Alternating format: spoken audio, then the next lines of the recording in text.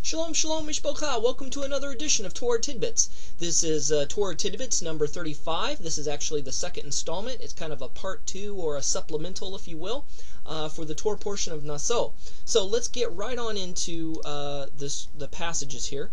I'm going to be quoting some obscure verses, which are rarely quoted, that may just seem as simple commentary of the events recorded in Numbers chapter 7.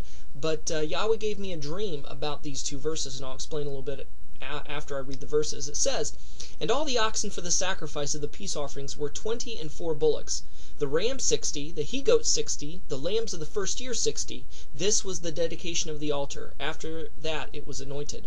And Moshe was gone into the tabernacle of the congregation to speak with him. Then he heard the voice of one speaking unto him from afar off the mercy seat that was upon the ark of the testimony, from between the two cherubim, and he spake unto him."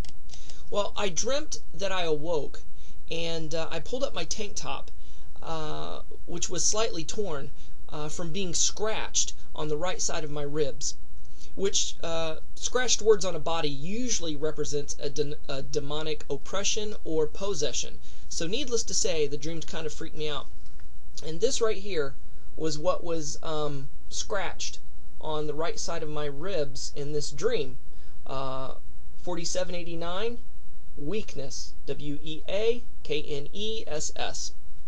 which the fourth book of the Torah is Numbers. 7 equals the 7th chapter, and 89, which in my dream kept switching between 88 and 89, representing the 88th and 89th verse.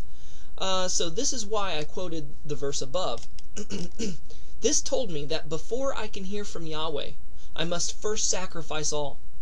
Second, kill or die to the weaknesses of my flesh, pet sins, vices, habits, etc. And third, make sure that my spouse, representing the ribs, and house, representing my body, is in order and is behind me in everything that I say and do.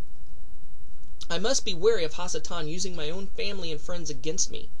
The first people that will discourage and attempt to dissuade you from walking in the footsteps of Yeshua HaMashiach is by walking and following the Torah, will 99.9% of the time be your family and friends, guaranteed. Now, the scratches were on the outside of the body.